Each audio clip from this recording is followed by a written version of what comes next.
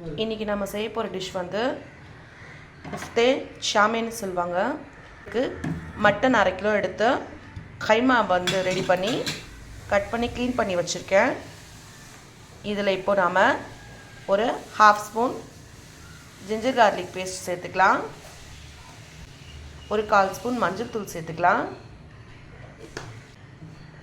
ஒரு 1/4 ஸ்பூன் உப்பு சேர்த்துக்கலாம்.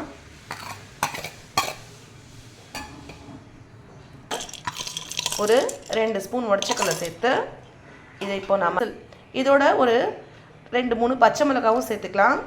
சேர்த்துக்கிட்டு இதை நம்ம குக்கரில் ஒரு 10லேருந்து 12 விசில் அடிக்க விட்டு நல்லா வேக வச்சு எடுத்துக்கலாம். இது குக்கர்லேருந்து எடுத்தாச்சு. இது நல்லா வெந்துடுச்சு. இது நல்லா கொஞ்சம் ஆறுற வரைக்கும் ஆற விட்டு இது ஆறுனதுக்கப்புறம் இது நல்லா நம்ம மிக்சியில் அரைச்சி எடுத்துக்கலாம். இப்போது ஆறிடுச்சு. இதை நாம் ஒரு மிக்ஸி ஜாரில் ட்ரான்ஸ்ஃபர் பண்ணி இப்போது இதில் ஒரு 5 இல்லை 6 பச்சை மிளகாய் சேர்த்துக்கலாம். கொஞ்சம் ஒரு பிடி மல்லி, பிடி புதினா சேர்த்துக்கலாம். கொஞ்சம் கெட்டியாக வடை பதத்துக்கு அரைச்சி எடுத்துக்கலாம். இந்த கொத்துக்கறியை அரைச்சி ட்ரான்ஸ்ஃபர் பண்ணியாச்சு. 1/4 ஸ்பூன் கரம் மசாலா போட்டுக்கலாம். இது சோம்பு பவுடர், இது ஒரு 1/4 ஸ்பூன் சேர்த்துக்கோங்க. பெப்பர் ஒரு 1/4 ஸ்பூன் சேர்த்துக்கோங்க. ஜீரகத்தூளும் ஒரு 1/4 ஸ்பூன் சேர்த்துக்கோங்க. டேஸ்ட் பண்ணி பாருங்கள். சால்ட் வந்து கம்மியாக இருந்தால் இதில் ஒரு 1/4 ஸ்பூன் சால்ட்டும் சேர்த்துக்கோங்க. இப்போது இதை சின்ன சின்ன பால்ஸாக இந்த மாதிரி உருண்டையாக உருட்டி எடுத்து வச்சுக்கலாம். எடுத்து கடாயில் எண்ணெய் சூடாக விடலாம். இப்போது எண்ணெய் சூடாகிடுச்சு. இதில் நாம் சிம்மில் வச்சு எஞ்சி வச்ச குஃப்தாவை நாம் இதில் சேர்த்துக்கலாம். கொஞ்சம் பொங்கி வரும். அதனால் நாம் மெதுவாக இதை சிம்மில் வச்சு வருங்க. இது இப்போது நல்லா ப்ரௌனாக வறுத்தாச்சு. இதை நாம் எடுத்துக்கலாம். இப்போ ஒரு கடாய் வச்சு கடாய் சூடானதும் அதில் நாம் எண்ணெய் சேர்த்துக்கலாம். வெங்காயம் சேர்த்துக்கலாம். நல்லா வதக்கிக்கலாம். இப்போ 2 ஸ்பூன் ஜிஞ்சர் கார்லிக் பேஸ்ட் இதில் சேர்த்துக்கலாம். ஜிஞ்சர் கார்லிக் பேஸ்ட்டோட ராஸ்மெல் போகிற அளவுக்கு வரைக்கும் நம்ம இதை நல்லா வதக்கிக்கலாம். இதோட ராஸ்மெல் போயிடுச்சு. இப்போ நாம் இதில் தக்காளி சேர்த்துக்கலாம். தக்காளி சேர்த்து தக்காளி நல்லா சேர்த்து இதை நல்லா வதக்கி வச்சுக்கலாம். பேஸ்ட்டாக வதங்கி வரட்டும். இப்போது இதில் புதினா சேர்த்துக்கலாம். புதினாவும் சேர்த்து இப்போ இதில் நாம் மல்லியும் சேர்த்துக்கலாம். இது எல்லாத்தையும் சேர்த்து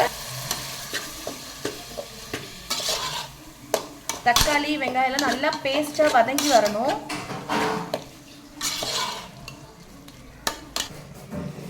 இப்போது இது நல்லா வதங்கிடுச்சு. இப்போ இதில் நாம் ஒரு 1/2 ஸ்பூன் மஞ்சள்தூள் சேர்த்துக்கலாம். ஒரு ஸ்பூன் மிளகுத்தூள் சேர்த்துக்கலாம். கரம் மசாலா ஒரு 1/2 ஸ்பூன் சேர்த்துக்கலாம். உப்பு போட்டு ஒரு 1/2 ஸ்பூன் சேர்த்துக்கலாம்.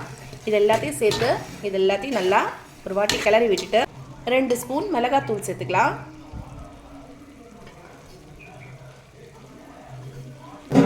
ஒரு 2 ஸ்பூன் தனியாத்தூளும் சேர்த்துக்கலாம். உப்பு தேவையான அளவுக்கு உப்பும் சேர்த்துக்கலாம். இப்போ இது எல்லாத்தையும் சேர்த்து நல்லா ஒரு வாட்டி கிளறி விட்டுட்டு ஒரு 2 ஸ்பூன் தயிரும் சேர்த்துக்கலாம்.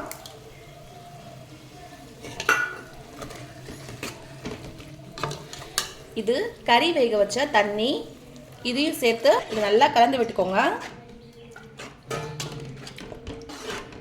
இது இப்போ நல்லா கொதிச்சு வரட்டும். இப்போது இதில் நான் ஒரு 1/2 மூடி தேங்காய் எடுத்து நல்லா அரைச்சி வச்சுருக்கேன்.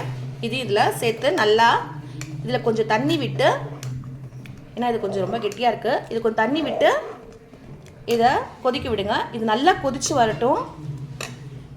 ரொம்ப தண்ணி ஊற்ற வேணாம், கொஞ்சம் தண்ணியாக இந்த சால்னாவை ரெடி பண்ணிக்கோங்க. இப்போது இந்த குழம்பு நல்லா கொதிச்சிடுச்சு. இதை சிம்மில் வச்சுட்டு நாம் வறுத்து வச்ச இந்த ஷாமேவை இதில் சேர்த்துக்கலாம். ஒரு 2 நிமிஷம் இது நல்லா கொதிக்கட்டும். ஒரு 15 மினிட்ஸ் வரைக்கும் இது நல்லா ஊறணும். இதில் ஊறினதுக்கப்புறம் இது நாம் சாப்பிட்லாம். சிம்மில் இருக்க அடுப்பை ஆஃப் பண்ணிடலாம். ஒரு 15 மினிட்ஸ் இது நல்லா ஊறட்டும். 15 மினிட்ஸ்க்கு அப்புறம் இதை நாம் சர்வ் பண்ணிக்கலாம்.